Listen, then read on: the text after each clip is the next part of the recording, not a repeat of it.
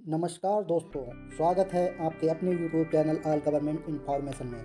आज हम आपको बताएंगे ALP 2025 का फॉर्म ऑनलाइन कैसे भरें, वो भी मोबाइल से आसान और एकदम सही तरीके से। वीडियो को लास्ट तक जरूर देखें ताकि कोई गलती ना हो।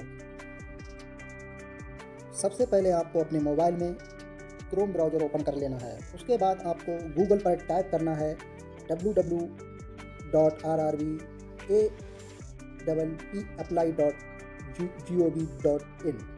जैसे ही आप इस पर क्लिक करते हैं उसके बाद आपको साइट ओपन होती है, उस पर आपको क्लिक करना है। जैसे ही आप उस पर क्लिक करते हैं तो आपको आरआरबी का मुख्य पेज ओपन हो जाता है। अप्लाई पर आपको क्लिक करना होता है। जैसे ही आप अप्लाई पर क्लिक करते हैं तो क्रेडिट इन अकाउंट और ऑलरेडी हैव एन अकाउंट दो ऑप्शन ओपन होते हैं। क्रेडिट इन अकाउंट उन लोगों के लिए है जिन्होंने अभी तक रेलवे में कभी भी फॉर्म अप्लाई नहीं किया है, उनके लिए क्रेडिट इन अकाउंट होता है। ऑलरेडी हैव एन अकाउंट उनके लिए होता है जिन्होंने कभी भी रेलवे में फॉर्म अप्लाई किया है और कभी आईडी बनाई है, तो उनको ऑलरेडी हैव एन अकाउंट पर क्लिक करना होता है। क्रेडिट इन अकाउंट उन लोगों के लिए है जो कभी भी रेलवे में अभी तक फॉर्म अप्लाई नहीं किए हैं। तो सबसे पहले हमें एक क्रेडिट इन अकाउंट बनाना होता है। हम जैसे ही क्रेडिट इन अकाउंट पर क्लिक करने के बाद आपको सबसे पहले एक फॉर्म ओपन होगा। उस फॉर्म में सबसे पहले आपको अपनी कंट्री चूज करनी होती है। फिर उसके बाद आपको अपना फुल नाम डालना होता है। जैसे ही आप अपना फुल नाम डालते हैं उसके बाद आपको री फुल नाम डालना होता है। जैसे ही आप अपना री फुल नाम डाल लेते हैं उसके बाद आपको एक ऑप्शन येस और नो दिखाई देता है। उसमें आपको अगर आपका नाम चेंज है तो आप येस पर क्लिक करें, अगर आपका नाम चेंज नहीं है तो नो पर क्लिक करें। जैसे ही आप ये कर लेते हैं फिर आपको डेट ऑफ बर्थ डालनी होती है। फिर उसके बाद आपको अपनी डेट ऑफ बर्थ फिल करनी होती है। जैसे ही आप डेट ऑफ बर्थ फिल कर लेते हैं उसके बाद आपको फिर री डेट ऑफ बर्थ फिल करनी होती है। री डेट ऑफ बर्थ फिल करने के बाद आपको अपना जेंडर क्लियर करना होता है। आप मेल है या फीमेल है वह अपने हिसाब से आप डाल सकते हैं। फिर आपको री जेंडर क्लियर करना होता है। जैसे ही आप ये कर लेते हैं उसके बाद आपको अपने पिताजी का नाम डालना होता है और वहाँ पर अपने पिताजी का नाम डालना होता है। जैसे ही आप अपने पिताजी का नाम डालते हैं फिर आपको री पिताजी का नाम डालना होता है। इतना कुछ हो जाने के बाद आपको फिर अपनी माताजी का नाम डालना होता है। जैसे ही आप अपनी माताजी का नाम जो भी है वो डाल लेते हैं उसके बाद आपको री माताजी का नाम डालना होता है। जैसे ही आप ये कर लेते हैं फिर उसके बाद आपको कॉन्टैक्ट डिटेल डालनी पड़ती है। कॉन्टैक्ट डिटेल में आपको एक ईमेल आईडी डालनी होती है। ईमेल आईडी डालने के बाद आपको जनरेट ईमेल ओटीपी पर क्लिक करना होता है। जैसे ही आप इस पर क्लिक करते हैं तो आपके पास एक ईमेल आईडी पर ओटीपी जाती है। वह ओटीपी आपको यहाँ पर फिल करनी होती है। जैसे ही आप ये कर लेते हैं फिर आपको एक मोबाइल नंबर डालना होता है। मोबाइल नंबर डालने के बाद जनरेट मोबाइल ओटीपी पर क्लिक करना होता है। जैसे ही आप इस पर क्लिक करते हैं तो आपके पास एक ओटीपी जाती है। वह ओटीपी यहाँ पर सबमिट करनी होती है। जैसे ही आप ये कर लेते हैं फिर उसके बाद आपको आधार वेरिफिकेशन का नंबर आता है। जैसे ही आप आधार वेरिफिकेशन का नंबर आता है यहाँ पे सबसे पहले आपको आधार नंबर डालना होता है। आप अपना आधार नंबर यहाँ पर डालने के बाद आपको ओटीपी वेरिफिकेशन पर टिक करना है। ओटीपी वेरिफिकेशन पर टिक करने के बाद जनरेट आधार ओटीपी पर क्लिक करना होता है। जैसे ही आप इस पर क्लिक करते हैं उसके बाद आपके पास एक ओटीपी जाती है। वह ओटीपी आपको सबमिट करनी होती है। फिर वेरीफाई पर क्लिक करना होता है। जब वेरीफाई पर आप क्लिक कर देंगे फिर आपका आधार वेरिफिकेशन हो जाएगा। उसके बाद आपको इस बॉक्स पर टिक करना है। जैसे ही आप इस बॉक्स पर टिक कर लेते हैं क्रेडिट योर पासवर्ड, आपको एक पासवर्ड तैयार करना होता है। पासवर्ड तैयार करने के लिए आपको सबसे पहले एक स्ट्रॉन्ग पासवर्ड बनाना पड़ता है जिसमें लेटर्स, सिंबल्स और नंबर्स होने चाहिए। एक स्ट्रॉन्ग पासवर्ड बनाना चाहिए। फिर आपको कन्फर्म पासवर्ड पर वही पासवर्ड डालना होगा। फिर आपको इस बॉक्स पर टिक करना होगा। बॉक्स पर टिक करने के बाद preview and credit in account पर क्लिक करना होता है। जैसे ही आप इस पर क्लिक करते हैं तो आपके पास एक रजिस्ट्रेशन आईडी और पासवर्ड क्रिएट होकर पहुंच जाता है। इतना हो जाने के बाद आपको होम पेज पर क्लिक करना होता है। जैसे ही आप होम पेज पर क्लिक करते हैं फिर से आपको अप्लाई पर क्लिक करना होता है।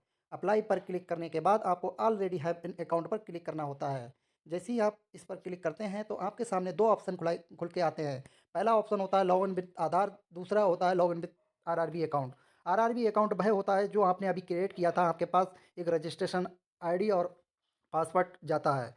अगर आप इससे चाहें तो इससे भी कर सकते हैं। अगर आप लॉगिन विद आधार से करना चाहते हैं तो लॉगिन विद आधार पर भी क्लिक कर सकते हैं। लॉगिन विद आधार सरल रहता है।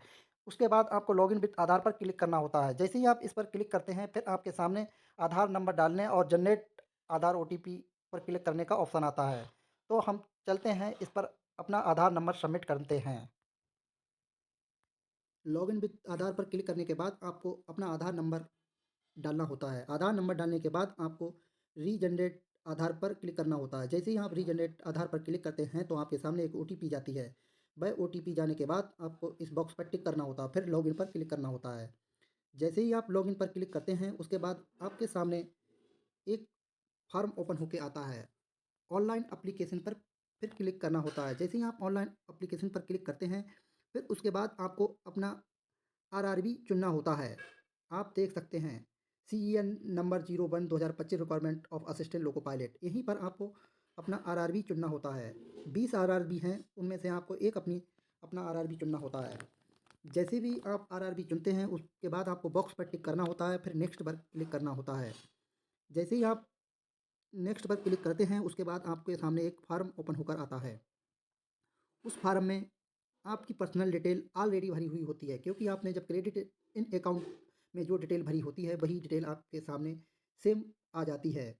उसके बाद आपको जहाँ सबसे पहले आपको ये ब्यौरा देना है कि आप मैरिड हैं या अनमैरिड हैं। अगर मैरिड हैं तो अनमैरिड भरिए और मैरिड हैं तो मैरिड भरिए। जैसे भी हैं आप अपने हिसाब से भर सकते हैं। उसके बाद आपका धर्म क्या है, आप अपने धर्म के हिसाब से अपना धर्म चूज कर सकते हैं। हिंदू हैं, मुस्लिम हैं, सिख हैं, ईसाई हैं, जो भी हैं आप अपने हिसाब से भर सकते हैं। उसके बाद आपकी मातृभाषा क्या है, मातृभाषा पर क्लिक करके आप अपनी मातृभाषा भर सकते हैं। जैसे ही आप ये कर लेते हैं फिर उसके बाद आपको किस लैंग्वेज में एग्ज़ाम देना है उस पर सिलेक्ट करना होता है। अगर आपको इंग्लिश में देना है या हिंदी में देना है वह अपने हिसाब से सिलेक्ट कर सकते हैं। जैसे ही आप ये कर लेते हैं फिर आपसे पूछा जाता है कि आपके कहीं पर कोई मार्क तो नहीं है। अगर आपके कहीं पर मार्क है तो आप मार्क भरिए, अगर मार्क नहीं है तो आप नो भरिए। अब इतना करने के बाद आपको अपनी कम्युनिटी भरनी होती है कि आप किस कैटेगरी से बिलोंग करते हैं, उस पर क्लिक करना होता है। जैसे ही आप देखेंगे UR SC ST OBC EWS, अगर जिस भी कैटेगरी से आप बिलोंग करते हैं उस पर टिक करना होता है। जैसे ही आप टिक कर लेते हैं फिर आपको एक ऑप्शन और दिखाई देता है। उस पे आपको, अगर आप उस कैटेगरी से बिलोंग कर रहे हैं तो यस पर क्लिक करें, और अगर आप उस कैटेगरी से बिलोंग नहीं करते हैं तो नो पर क्लिक करें। इसके बाद आपको अपनी कास्ट भरनी होती है। आप बढ़ई हैं, कुर्मी हैं, अगर कुम्हार हैं, वो वह कास्ट अपने हिसाब से भर सकते हैं। जैसे ही आप ये कर लेते हैं उसके बाद आपको अपना सर्टिफिकेट नंबर भरना होता है, कास्ट सर्टिफिकेट नंबर डालना होता है। जैसे ही आप अपना कास्ट सर्टिफिकेट नंबर डालते हैं उसके बाद आपको एक ऑप्शन और दिखाई देता है। उसमें आपको ये सिलेक्ट करना होता है कि आपने कहाँ से इशू कराया है ये कास्ट सर्टिफिकेट, डिस्ट्रिक्ट मजिस्ट्रेट से या उप डिस्ट्रिक्ट मजिस्ट्रेट से या नायब तहसीलदार से। जिससे भी आप करते हैं उस पर क्लिक करें। इसके बाद आपका किस स्टेट से इशू हुआ है उस पर क्लिक करना होता है। जो भी आपका स्टेट होता है उस पर क्लिक करके भर देना होता है। किस डेट में इशू हुआ है वह डेट भरनी पड़ती है। जैसे ही आप ये सब कर लेते हैं उसके बाद आपको और आगे ऑप्शन मिलता है। फिर इसके बाद आपको पर्सनल डिटेल फिल करनी होती है। सबसे पहले आपको प्रेजेंट एड्रेस डालना होता है। प्रेजेंट एड्रेस वह एड्रेस है जहाँ पर आप वर्तमान में रहते हैं। परमानेंट एड्रेस वह एड्रेस होता है जो आपकी जन्मभूमि होती है, स्थायी एड्रेस बोला जाता है। सबसे पहले आपको प्रेजेंट एड्रेस भरना होता है। सबसे पहले स्टेट, स्टेट के बाद आपको डिस्ट्रिक्ट चूज करनी होती है, डिस्ट्रिक्ट के बाद आपको अपना एड्रेस फिल करना होता है, फिर आपको नियरेस्ट टाउन फिल करना होता है, फिर आपको अपना पिन कोड नंबर, अगर आपका प्रेजेंट और परमानेंट एड्रेस सेम है तो इस बॉक्स पर क्लिक करना होता है। जैसे ही आप इस बॉक्स पर क्लिक कर लेते हैं उसके बाद आपको सेव पर क्लिक करना होता है। जैसे ही आप सेव पर क्लिक करते हैं फिर आपको नेक्स्ट पर जाना होता है। जैसे ही आप नेक्स्ट पर क्लिक करते हैं तो आपके सामने एक और फार्म ओपन होके आता है। सबसे पहले आप अगर एक्स सर्विसमैन है तो यस करें, अगर नहीं है तो नो क्लिक पे क्लिक करें। उसके बाद EBC सर्टिफिकेट होल्डर है तो यस करें, अगर नहीं है तो नो करें। फिर इसके बाद आप अगर इंडियन रेलवे में एम्प्लॉयर है तो आपको यस करना होता है, अगर नहीं है तो नो पर क्लिक करें। फिर इसके बाद आप अगर करंट में कहीं पर एम्प्लॉयर हैं तो डिटेल सबमिट करें, अगर नहीं है तो आपको नोट पर क्लिक करना होता है। इतना कुछ हो जाने के बाद आपने अगर कहीं से अप्रेंटिसशिप की है तो आप यस पर क्लिक करें, अगर नहीं की है तो नो पर क्लिक करें।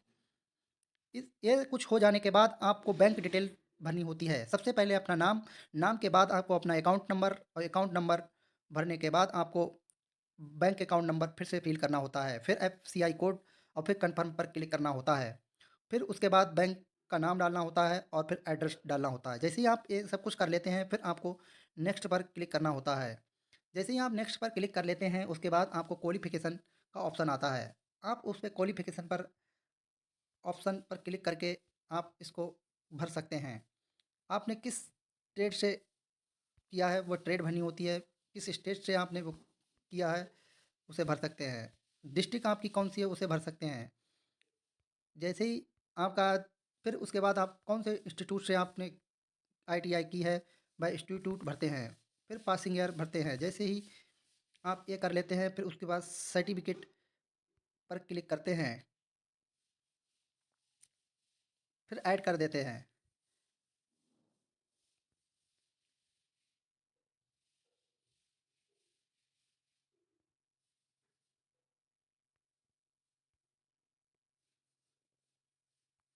इसके बाद सर्टिफ़िकेट इन इशू बाय पर क्लिक करते हैं। अगर आप एससीबीटी हैं तो एससीबीटी पर क्लिक करें, एनसीबीटी हैं तो एनसीबीटी पर क्लिक करें। फिर उसके बाद सर्टिफ़िकेट टाइप्स आप नेशनल ट्रेड से हैं या स्टेट ट्रेड से हैं, तो अगर नेशनल से हैं तो नेशनल पर क्लिक करें। फिर इसके बाद नेक्स्ट पर क्लिक करें।